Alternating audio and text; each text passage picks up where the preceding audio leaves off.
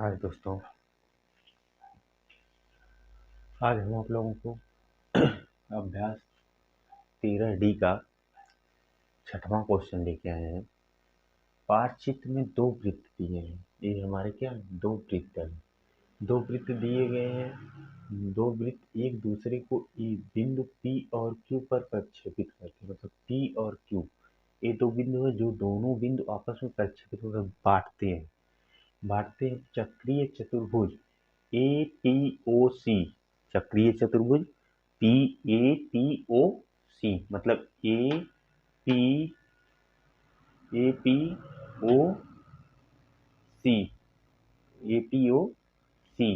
यहाँ पर हमारा APQC तथा B B B BPQD ये जो हमारा बिंदु D है इस प्रकार है कि APB तथा COD रेखाखंड है। मतलब APB ये हमारी एक रेखा है और यहाँ पर हमारा CQD ये हमारी एक रेखा है। CQD ये हमारी एक रेखा है। यदि कोण A बराबर 95 मतलब कोण A पर हमारा 95 अंश का कोण बन रहा है और कोण C पर हमारा 80 अंश का कोण बन रहा है। कोण C पर हमारा 80 अंश का कोण बन रहा है। तो यहाँ पर बोल रहा है कोण B और D का मान बताइए। कोण B और D का मान बताना है और यहाँ पर बताना है Q और P और Q का मान बताना है। P और Q का मान बताना है। तो यहाँ पर हम लोगों को पता है कि चक्रीय चतुर्भुज के सम्मुख कोण जो होते हैं आपस में बराबर होते हैं या संपूरक होते हैं। तो यहाँ लिखेंगे, हल करेंगे सवाल को, हल करेंगे चक्रीय चतुर्भुज के चक्रीय चतुर्भुज चतुर्भुज के सम्मुख कोण के सम्मुख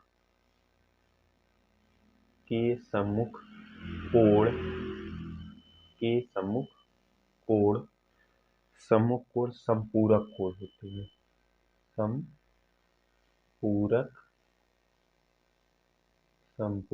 कोण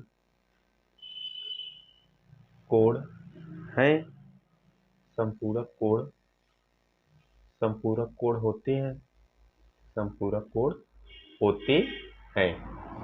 होते हैं।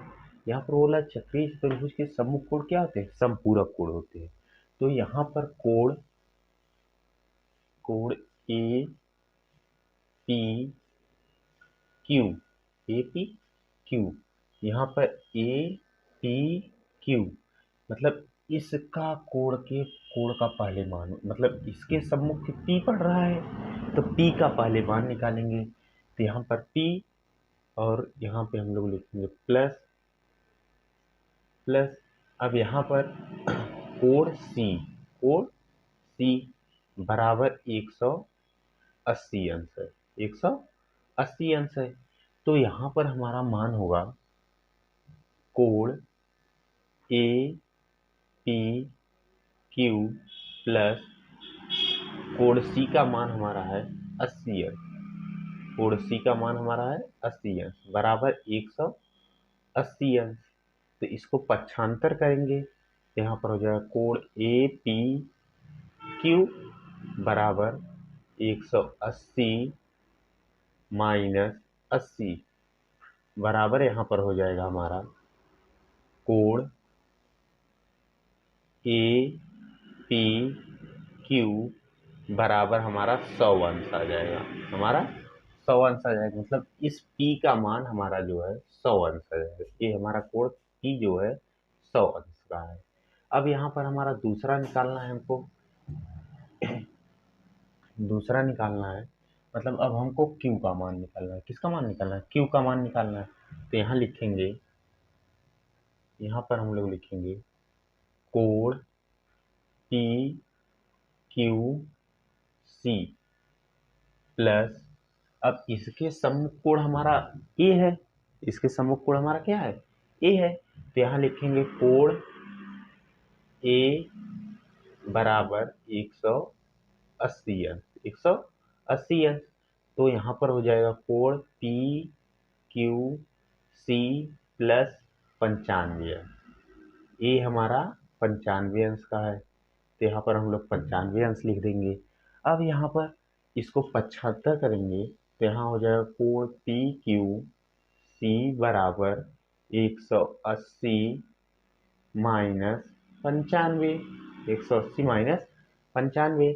तो यहाँ पर हो जाएगा कोण पी क्यू सी बराबर, यहाँ आ जाएगा 5 और यहाँ पे हमारा आ जाएगा 17 में से 9 जाएगा, बचेगा 8। 17 में से 9 जाएगा, बचेगा 8। तो यहाँ पर आ गया, मतलब इसका मान आ गया हमारा, इसका मान आ गया 85 अंश और इसका मान आ गया 100 अंश। अब हमको निकालना है कोण, इसका मान, अब इसका मान हमारा आ गया, क्या नाम है, कोण सी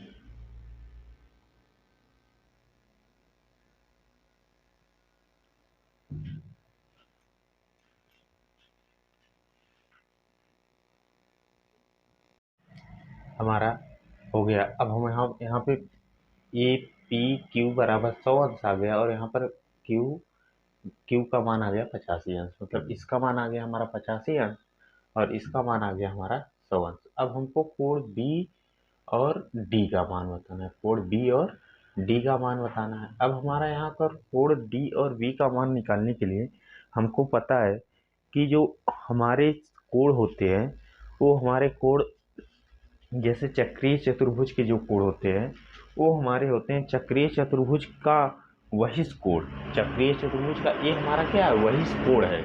ये हमारा क्या है, वहिष कोण है। तो यहाँ लिखेंगे चक्रीय चतुर्भुज के, चक्रीय चतुर्भुज के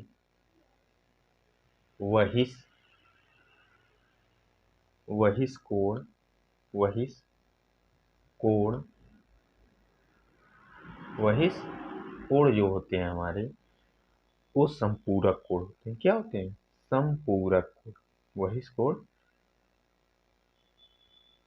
संपूरक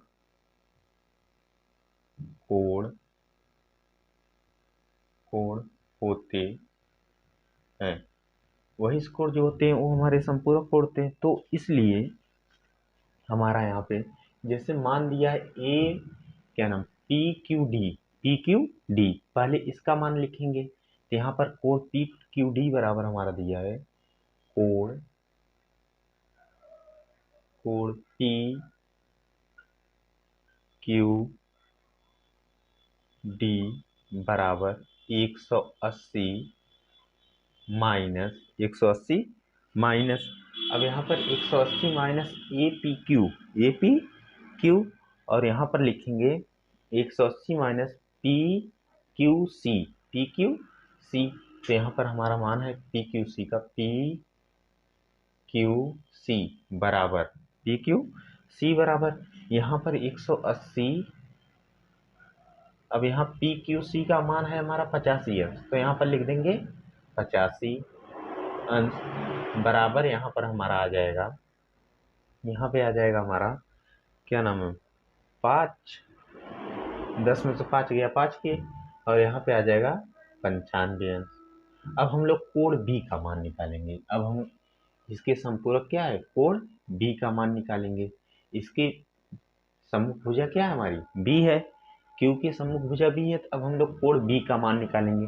तो कोण बी का मान निकालेंगे तो यहाँ पर कोण बी बराबर हो जाएगा हमारा 180 अंश माइनस कोण पी क्यू सी बराबर, यहाँ पे हो जाएगा 180 माइनस, ये हमारा इसका मान कितना आया है, इसका मान आया है हमारा 95 अंश, तो इसको हम 95 अंश लिख लेंगे बराबर, यहाँ पे हमारा आ जाएगा 85 अंश। मतलब इसका बी का मान हमारा आ जाएगा यहाँ पे क्या नाम 85 अंश आ जाएगा। बी का मान हमारा कितना आ जाएगा 85 अंश आ जाएगा। तो यहाँ पे हम लोग अब निकालेंगे कोण ए पी क्यू, कोण A P A P A P Q, A P Q बराबर हमारा हो जाएगा 180 माइनस, अब हमारा ए मान रखेंगे यहाँ पर, इसका मान रखेंगे तो यहाँ पर आ जाएगा ए पी क्यू बराबर, ए पी क्यू बराबर हमारा आ जाएगा 180 माइनस 100 बराबर यहाँ पे आ जाएगा हमारा 80 अंश। इसका मान हमारा आ जाएगा 80 अंश। तो अब हम लोग निकालेंगे कोण डी का मान निकालेंगे। कोण डी का यहाँ मान रखेंगे, कोण डी का मान हम लोग रखेंगे तो यहाँ पर हो जाएगा कोण डी बराबर हमारा 180 माइनस कोण क्यू पी बी बराबर यहाँ हो जाएगा 180 माइनस यहाँ पर हमारा हो जाएगा क्यू पी बी लिखे या तो हम लोग लिख लें ए पी क्यू, क्योंकि यहाँ पर हम लोग ए पी क्यू लिखे हैं तो इसका मान रखेंगे ए पी क्यू और यहाँ पर हो जाएगा हमारा 80 अंश। तो यहाँ पर बराबर हो जाएगा हमारा 100 अंश। इस तरह से हम लोग सवाल को लगाएंगे, क्योंकि यहाँ पर पूछा है बी डी और पी और क्यू का मान। यहाँ पर हम लोग निकालिए, बी का मान हमारा आया है 95 अंश, इसका मान आया है 85 अंश, इसका मान आया है 85 अंश और इसका मान हमारा आया है 100 अंश। इसका मान आया है 100 अंश और इसका मान आया है हमारा, ये जो कोण बन रहा है इसका मान हमारा क्यू का जो मान आ रहा है हमारा आ रहा है 95 अंश, यह हमारा 95 अंश। तो मतलब इस तरह से हम लोग सवाल को हल करेंगे। इसलिए अब आप लोगों का अगला सवाल है, 7वां और लास्ट सवाल है आप लोगों का।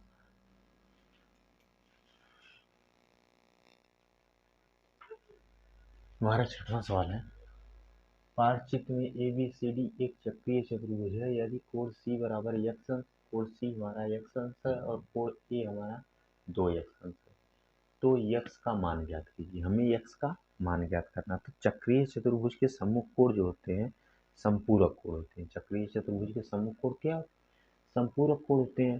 संपूरक कोण जो होता है वह जैसे यहाँ चक्रीय चतुर्भुज के